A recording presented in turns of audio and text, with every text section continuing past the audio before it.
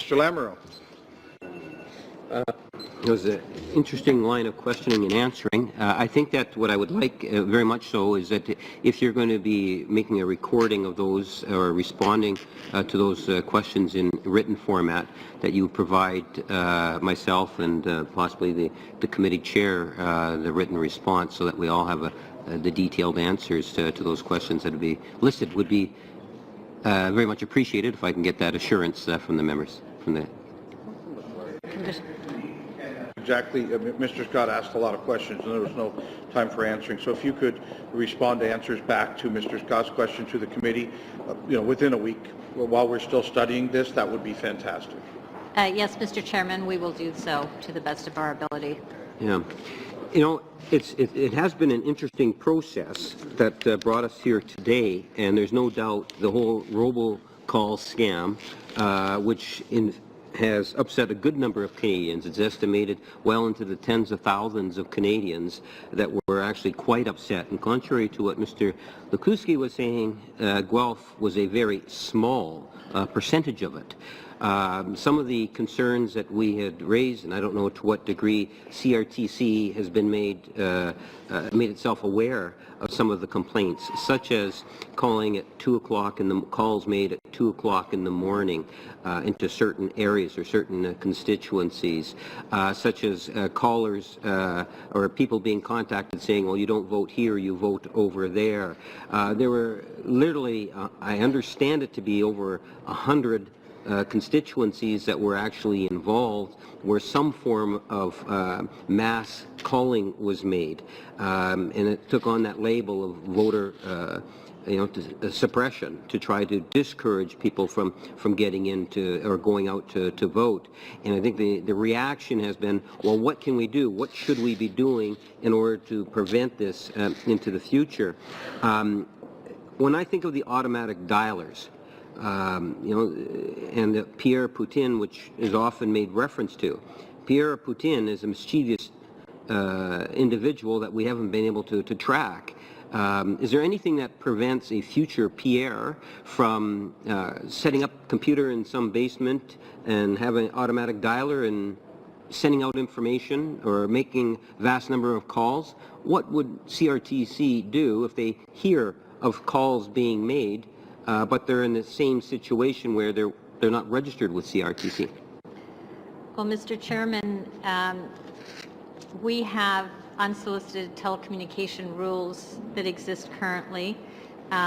They cover automatic dialing announcing devices, and so for calls that are made using automatic dialing announcing devices, there are rules regarding the times of day during which those calls may be made. I believe they're during the week from 9 in the morning until 9:30 at night, on weekends from 10 till 6 p.m. unless in particular provinces there are more restrictive calling hours. The rules also provide that there has to be information provided about who the aid ad is being made on behalf of. There has to be a telephone number provided for the person called to contact the originator of the call. So those rules exist currently for aid ad calls, and my colleague can speak to complaints that have been received by the CRTC and investigations that we do. What happens if we have, let's say, that future Pierre Poutine, who just has something set up in a basement and there is no registry with CRTC? Like, are you in a better position to be able to deal with that than Elections Canada, for example? So the bill would provide additional safeguards to what currently exists under the unsolicited telecommunications rules, as my colleague explained in the earlier, in regards to the requirement to register, to provide identification, to maintain copies of scripts and recordings.